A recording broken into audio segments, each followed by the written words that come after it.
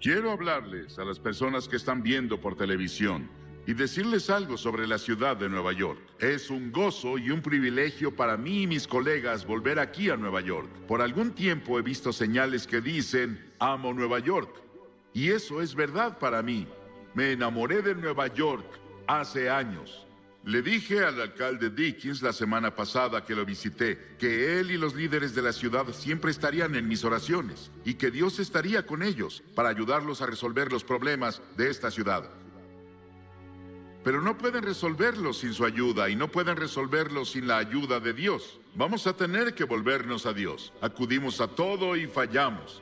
Ahora acude a Dios. Algunas iglesias y sinagogas, cuando piensan en las necesidades agonizantes de las personas, han abandonado la proclamación de nuestra relación con Dios o con Cristo. Y hemos adoptado un objetivo político y social que, si se sale de balance, puede dejar las almas y las bancas vacías. Con todos los que hablo están de acuerdo en que Nueva York es el lugar más solitario del mundo. Y las personas se vuelven cada vez más irritables y agresivas en su esfuerzo por defender su territorio. Hay poco espacio para otros y menos para Dios. Estar sin Dios en Nueva York es estar terriblemente solitario, y eso lleva al sentimiento de que la vida es inútil. Hace unas semanas, el New York Times dijo que el libro más vendido de su clase era El último recurso de Derek Humphrey, un manual sobre cómo suicidarse. ¿Esa es la forma de acabar tu vida? ¿En suicidio? Muchas personas quieren darle la espalda a Nueva York. Ven los problemas de Nueva York como incurables. Deberían quedarse en Nueva York y hacer algo sobre eso para cambiar Nueva York. Y creo que podemos hacerlo. Y si Nueva York cambiara, tocaría a Londres y París y a todas las otras grandes ciudades del mundo. No veo la forma de hacerlo sobre Nueva York. Dios ama Nueva York y Él no se ha rendido con esta ciudad, porque Él no se rinde con las personas. Aunque sean grandes y maravillosos, los edificios de Nueva York no son Nueva York. Aunque las avenidas de la ciudad de Nueva York son amplias y famosas, no son Nueva York. Aunque los lugares sean maravillosos y los musicales, el arte y los conciertos no son Nueva York. Los neoyorquinos son lo que conforma Nueva York. Nueva York es un lugar donde las personas viven y Dios está interesado en las personas. No voy a hablar sobre lo que creo que es la respuesta para los problemas, sus problemas y los problemas de Nueva York. Hay una mejor manera. Voy a hacer mi mensaje muy corto hoy y sé que les fascina. Nunca me gustó oír sermones largos y aún me gusta escucharlos cortos. Una vez presentaron a un hombre y dijeron que hablaría 20 minutos y habló por 1 hora y 10 minutos y seguía hablando. Y el hombre que lo presentó le lanzó un mazo y falló y le pegó a la mujer en la fila de enfrente. Y ella gritó, «¡Pégueme de nuevo, aún lo escucho!» Y no quiero que me pase eso hoy. Quiero que vayas conmigo al versículo 16 del 3er capítulo de Juan. Juan, 3er capítulo. Porque de tal manera amó Dios al mundo, que ha dado a su Hijo unigénito para que todo aquel que en Él cree no se pierda, mas tenga vida eterna. ¿Cuántos podemos decirlo juntos? Díganlo todos juntos. Porque de tal manera amó Dios al mundo, que ha dado a su Hijo unigénito, para que todo aquel que en Él cree no se pierda, mas tenga vida eterna. Ese es el Evangelio en resumen. Es una Biblia en miniatura. Cada cosa que debes saber sobre la redención y la salvación está en ese versículo de las Escrituras. 30 palabras maravillosas que mi madre me enseñó cuando estaba bañándome un sábado en la noche en una granja en Carolina del Norte. Ella dijo, quiero que te aprendas este pasaje de la Biblia. Y me enseñó ese pasaje porque de tal manera amó Dios al mundo que ha dado a su Hijo unigénito para que todo aquel que en Él cree no se pierda, mas tenga vida eterna. Muchas personas me preguntan, si Dios ama al mundo, ¿por qué permite tanto sufrimiento en el mundo? La guerra, las enfermedades, la pobreza, el odio, la soledad, el aburrimiento, el vacío, los problemas psicológicos, el desempleo, la violencia, la tensión, todas esas cosas. ¿Por qué Dios no viene y lo para? Esa es una pregunta que muchas personas se hacen. Algunas personas aquí en Nueva York dicen, ya no puedo más, y se están suicidando. Las presiones de la vida son muy grandes. Ellos no las soportan. ¿Por qué? Si hay un Dios, ¿por qué no lo termina? Algunas personas dicen, ¿por qué Dios nos ha abandonado? Pero Dios no nos abandonó. Nosotros lo abandonamos. Muchos de los jóvenes aquí han oído la canción del año pasado del álbum Edge of the Century, álbum de Styx. Pero ¿has escuchado las palabras, la letra?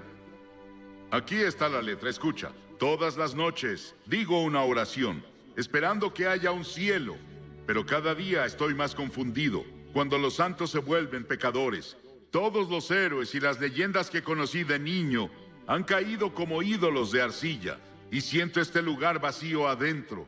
Tengo tanto miedo que perdí mi fe.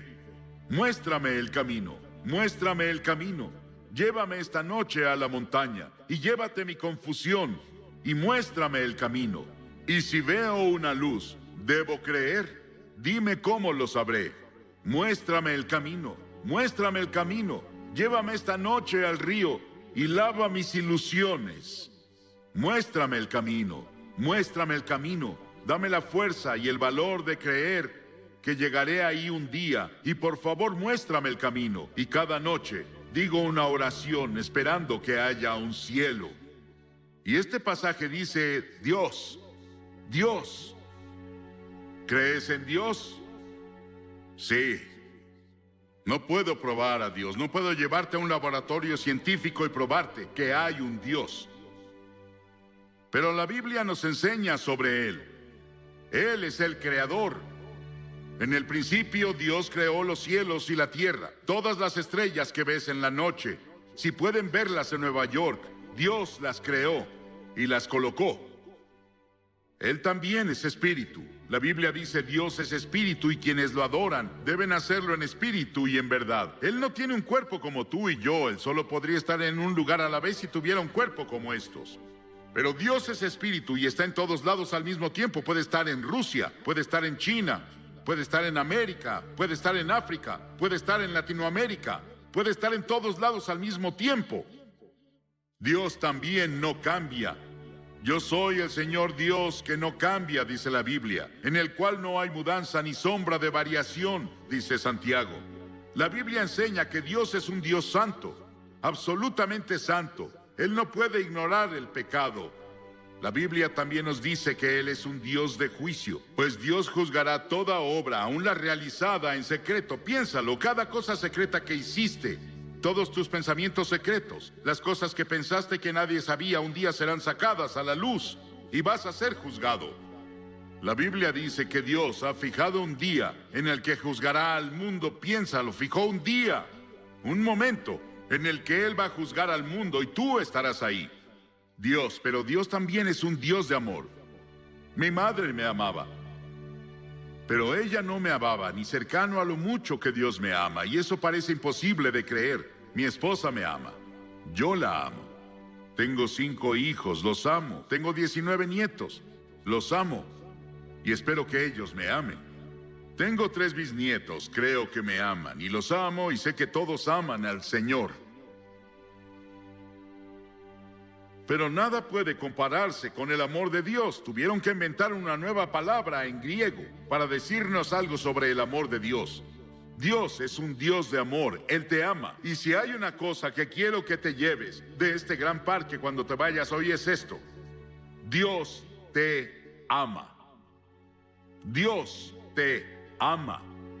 Dios te ama. Y Dios está interesado en ti. Y Él tiene contados tus cabellos. Él ve al pajarillo caer. Sabe todo de ti y te ama. No importa cuántos pecados hayas cometido o lo que hayas hecho. Podrías haber llegado tan bajo como Nicky Cruz lo describió, su vida hace rato. Pero Dios te ama. Y si Dios pudo cambiar a Nicky Cruz y cambió a Johnny Cash, Dios te cambiará. Si se lo permites. Y Él puede hacerlo hoy. Comienza ahora. Sí, Dios es un Dios de juicio. Él traerá juicio a cada obra, y Él estableció un día en el que Él traerá el juicio al mundo. Pero Dios también es un Dios de amor. Nada se compara al amor de Dios. La Biblia dice, Dios es amor. Sí, los he amado con amor eterno, dice Jeremías. Y por esa razón Dios creó al hombre. ¿Te has preguntado por qué estás aquí? ¿Por qué Dios creó los humanos? ¿Y cuál es el propósito de los humanos? Dios te creó porque Él es un Dios de amor. Y Él quería que otras criaturas en el universo pudieran elegir amarlo también. Entonces, Él creó al hombre, Adán y Eva. Él los puso en un paraíso perfecto. Y creemos que se localizaba en un país que ahora se llama Irak, en la cabeza del Golfo Pérsico. Mucho de la Biblia se escribió en Irak, Nínive, Babilonia, Ur de los caldeos, de donde viene Abraham. Y Abraham es el padre de los judíos, de los cristianos y del pueblo islámico. Abraham es alguien a quien vemos como el principio. Él venía de Irak y es la razón por la que había mucho interés en Irak durante la Guerra del Golfo. Por eso muchos libros fueron escritos en la Biblia sobre el Golfo. Y Dios creó al hombre y lo puso en el jardín del Edén, un ambiente perfecto, un paraíso perfecto. Y Dios le dio al hombre una elección. Dios dijo: quiero que tengas todo el fruto del jardín, salvo un árbol. No puedes comer de ese árbol. Dios probó al hombre. Y Dios dijo: si comes de ese árbol, vas a romper mi ley, vas a sufrir y morirás. Y el hombre rompió la ley de Dios. Dios le dio el libre albedrío para elegir, y el hombre eligió rebelarse contra Dios. Escuché un talk show en la tele el otro día. Pude escuchar a casi todos. Discutían qué está mal con la naturaleza humana. ¿Por qué las personas hacen las cosas que hacen? ¿Por qué las personas cometen los crímenes que hay? ¿Por qué las personas dicen mentiras? ¿Por qué hay tantos celos? ¿Por qué hay tantos problemas en el mundo? Es porque el hombre está enfermo. Y la enfermedad se llama pecado. ¿Cuál es la principal causa de la guerra? El crimen, el engaño y el fraude. ¿Por qué debemos tener hospitales y cárceles con barrotes en las ventanas y fuerzas policíacas y fuerzas militares? Nuestros problemas sociales básicamente son morales y espirituales, y los problemas morales requieren una solución religiosa. Todos estos problemas indican que algo está mal con la naturaleza humana. Las personas esperan que la tecnología o la fuerza política nos salven. Pero Dios dice: tu problema está en tu corazón. El primer pecado que se cometió fue cometido en un paraíso. Es un problema del corazón. Jesús dijo: porque del corazón salen los malos pensamientos, los adulterios, la fornicación, los homicidios, los robos y las calumnias. La Biblia dice en Romanos 6, la paga del pecado es muerte. La Biblia dice: pecado es romper la ley. ¿Qué ley? La ley de la conciencia. ¿Has ido en contra de tu conciencia? Cometiste un pecado. ¿Alguna vez has roto alguno de los 10 mandamientos? Eres pecador. No has cumplido los requerimientos del sermón de la montaña. Eres un pecador. No cumplimos lo que Dios requiere. Somos pecadores ante Dios. Y el pecado se interpone entre Dios y tú. Se interpone entre tú y la paz, entre tú y la felicidad, entre el gozo y tú, entre tú y la seguridad de que si mueres irás al cielo. Salomón, el gran rey de Israel, una vez dijo: no hay un hombre sin pecado. Estamos alejados de Dios. Recordemos eso. Estamos separados de Dios. A pesar de eso, Él aún nos ama. Sí, hay un infierno. Hay un infierno en esta vida, pero también hay un infierno en la vida venidera, si estamos separados de Dios. La Biblia enseña que la muerte tiene 3 dimensiones. Hay una muerte natural. Cuando mueres, vas a ser sepultado o vas a ser cremado, como sea que lo hagan. Desaparecemos de esta tierra. Pero hay una muerte espiritual. Dentro de ti viven tu alma o tu espíritu. Esa es la parte de ti que vive para siempre. Es la parte con la que tienes comunión con Dios. Y has quebrado la ley de Dios y como resultado estás espiritualmente muerto. Estás muerto para Dios. Y esa muerte continuará a lo largo de toda la eternidad después de que mueras. Y no vas a estar ahí con miles de personas divirtiéndote como muchas personas describen el infierno. Vas a estar solo. Vas a estar en una terrible soledad ahí. Y eso es el infierno. Y podemos tener infierno en esta vida. El infierno en la vida venidera. Y eso se llama muerte eterna. Las palabras que Cristo usa en el Nuevo Testamento para describir el castigo al pecado son pérdida, perecer, condenar, castigo, infierno. Dios vio toda esta confusión y nos vio tropezando en la oscuridad. No sabíamos qué hacer con nuestro ser. Estábamos aburridos por un lado, o muriendo físicamente por el otro. Dios decidió hacer algo al respecto con su amor. Dios no podía olvidarnos, o no cumpliría su palabra, no sería Dios. Dijo que si pecabas, morirías. Que si pecabas, sufrirías. ¿Debemos sufrir y morir para que Dios cumpla su palabra? Un día caminaba con uno de mis hijos en un sendero de Carolina del Norte. Pisamos un hormiguero y vimos abajo y había hormigas muriendo y sufriendo y su casa estaba destruida. Mi hijo me dijo: papá, ¿no sería genial que las ayudáramos a reconstruir su casa y las lleváramos a sus hospitales? Y dije: sí, pero somos muy grandes y ellas chiquitas.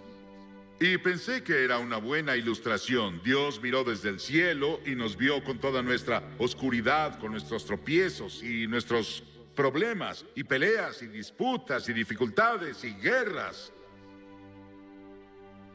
Pero Dios era muy grande. Somos muy pequeños. Parecemos hormigas arrastrándose en este planeta. ¿Qué podía hacer Dios? Dios decidió hacer algo al respecto. Dios se volvió hombre. Dios se volvió hombre, y ese hombre es el Señor Jesucristo. Él nació de la Virgen María y vino con un propósito. Él vino a salvarte y a salvarme y a salvar al mundo. Y Él vino a morir. Es el único hombre que vino al mundo con el propósito de morir. Llevó nuestros pecados a la cruz. Lo llevaron fuera de Jerusalén y lo clavaron ahí los romanos, no los judíos, los romanos. Lo llevaron fuera de los muros de Jerusalén y lo clavaron en una cruz. Y Él derramó su sangre. Y en ese terrible momento, cuando estaba ahí, dijo: Dios mío, ¿por qué me has abandonado? Y en ese terrible momento hizo 7 agonizantes expresiones. Y en esas expresiones Él nos decía que se llevó nuestros pecados. Fue hecho pecado por nosotros. Piénsalo, Él fue hecho pecado. Se volvió culpable de tu adulterio. Se volvió culpable de todos los pecados sexuales que cometiste. Se volvió culpable de toda la envidia y los celos y las peleas y los asesinatos y homicidios que lees en los periódicos casi a diario. Él lo hizo pecado por nosotros. El Señor puso sobre Él la iniquidad de todos nosotros. Piénsalo. Él tomó nuestros pecados. ¿Y qué debemos hacer? Debemos arrepentirnos del pecado. A lo largo de todo el Antiguo Testamento, los profetas decían: arrepiéntete. El primer sermón que Jesús predicó fue: arrepiéntete. En todo el Nuevo Testamento escribió: arrepiéntete, arrepiéntete, arrepiéntete, arrepiéntete. ¿Qué significa arrepentirse? Significa que confiesas a Dios: he pecado contra ti, Señor. Lo admito. Significa que te vuelves de tus pecados. Estás dispuesto a dejar que Dios haga su voluntad en tu vida y estás listo para seguirlo y servirlo desde ahora. Eso es arrepentimiento. Hace unos días, en nuestro pan diario llamado Llévame a la Cruz, Cliff Barrows me dio esta maravillosa historia. Un policía, un oficial, estaba patrullando una noche en un pueblo del norte de Gran Bretaña cuando escuchó un sollozo entrecortado. Vio a un niño en la sombra sentado en una puerta y las lágrimas corrían por sus mejillas. El niño dijo: estoy perdido. Por favor, lléveme a casa. El policía comenzó a nombrarle calle tras calle, intentando ayudar al niño a recordar dónde vivía. Él nombró tiendas y hoteles en el área, pero no tuvo éxito. Luego recordó que en el centro de la ciudad había una iglesia con una gran cruz blanca que sobresalía por arriba de la ciudad. Él la apuntó y dijo: ¿vive cerca de eso? La cara del niño de inmediato se iluminó. Sí, señor. Lléveme a la cruz. Encontraré mi casa desde ahí. Y si vienes a la cruz hoy, hay un camino. Si vienes por el camino de la cruz, si estás perdido, el único camino a casa es ir a la cruz. La cruz de Cristo dirige a los perdidos a su hogar eterno. Pero Jesús no se quedó en la cruz. Él resucitó de los muertos. Dios resucitó de los muertos. No voy a hablarte sobre un Jesús muerto. Voy a hablarte sobre un Jesús vivo. Y ese Cristo vivo puede venir a tu corazón hoy por el Espíritu Santo y hacerte una nueva persona, darte una nueva visión de la vida, quitarte esa soledad, quitarte esos pecados que has cometido y limpiarlos para que cuando Dios te vea, no vea tus pecados. Estás justificado a sus ojos, como si nunca hubieras pecado. Y luego la Biblia enseña que Jesucristo vendrá de nuevo un día. Estuve en Jerusalén y estuve hablando un día con el rabí en jefe. Y le pregunté, Señor, ¿cree que el Mesías va a volver? Y él dijo, sí, claro. Y dije, yo también. Pero creo que cuando venga, usted verá que es Jesucristo. Él se rió por un momento con su taza de café y dijo, no se rió, me sonrió. Y dijo, claro, esa es nuestra diferencia. Ambos esperamos al Mesías, pero nosotros creemos que será Jesucristo. Verán al Hijo del Hombre venir sobre las nubes del cielo con gloria, con gran poder y gran gloria. Va a volver y establecerá su reino. Sí, el comunismo no ganó. Ningún ismo va a ganar. Solo Cristo va a ganar. Y un día va a gobernar al mundo. Pero esta noche Él quiere gobernar tu corazón. Él quiere entrar a tu hogar y a tu familia, a tu vecindario. Él quiere entrar a nuestro país. Y Él quiere ser el Rey de Reyes y Señor de Señores. ¿Qué requiere Dios de ti? Ya te dije una cosa, arrepentimiento. Durante la semana pasada celebramos los días más santos del año judío. Yom Kippur, que se celebra el miércoles, es intensamente personal. Los festivales judíos hacen 3 preguntas. ¿Qué hicimos con nuestra vida durante el año pasado? ¿Dónde estás ahora en tu vida? ¿Qué planeas hacer con tu vida el año que viene? Y una de las razones por las que Yom Kippur ejerce una fascinación sobre los judíos es porque el tema de la festividad es tan personal y contemporáneo. No hay una sola persona entre su pueblo que diga, mi vida está completa y espiritualmente plena. Todos fallamos. Y tenemos que decir con los demás, también soy pecador. Estoy separado de Dios. Estoy perdido. Necesito encontrar el camino a casa. No es una opción. Es un mandamiento. En Hechos 17, el apóstol en su sermón dijo, Dios manda a todos los hombres de todas partes que se arrepientan. Piénsalo, Dios lo manda. Es un mandamiento que te arrepientas.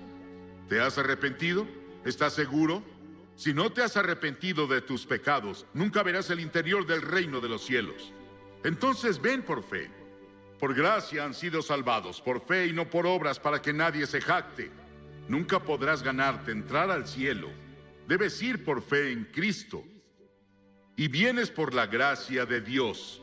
La gracia significa algo que no mereces. No puedes ganártelo. Vienes por fe a Él. Así fue conmigo. Con la fe de un niño. Dirás, Billy, esas cosas son tan simples. Jesús habló con tal simplicidad sobre las cosas espirituales que los niños lo oyeron con gusto. Debemos hacerlo simple. Es una verdad profunda, pero debe ser proclamada con simplicidad.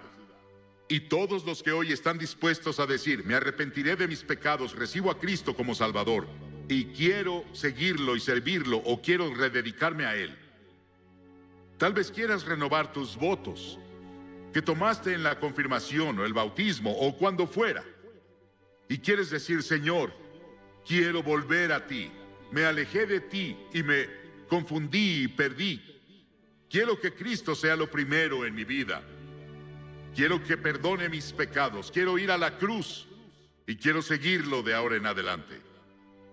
Levanta la mano. Sí, hay muchas personas con la mano levantada. Y también muchas personas de pie. No puedo pedirte que te pares porque no sobresaldrías. Y hay 4 cosas que de ahora en adelante son muy importantes. Primero, lee la Biblia todos los días. La Biblia es comida para tu alma. En segunda, ora. Tal vez no orarás como un clérigo, pero puedes decir, Señor, ayúdame, necesito ayuda. Él vendrá a ayudarte, Él responderá a tu oración. Ora en el nombre de Cristo. Di, Señor Jesús, te necesito. Y luego la tercera cosa, sé testigo de Cristo. Dile a las personas cuando te vayas esta noche, o coméntales mañana, en la reunión en Great Lawn, hice un compromiso con Cristo y voy a cumplirlo con la ayuda de Dios. Eso te ayudará a ganar a otras personas para Cristo. Y luego, la cuarta cosa es ir a la iglesia. A una iglesia donde Cristo es proclamado. Y seguirlo y servirlo. Lo mejor que puedas, porque verás, cuando te vayas de aquí no te vas solo. El Espíritu Santo de Dios se irá contigo. Y quiero que repitas esta oración en voz alta conmigo. Ora en voz alta. Dios, soy pecador. Lamento mi pecado. Estoy dispuesto a alejarme de mi pecado. Y recibo a Cristo como Salvador. Lo confieso como Señor. Desde este momento, quiero seguirlo y servirlo en la comunión de su iglesia. En el nombre de Cristo. Amén.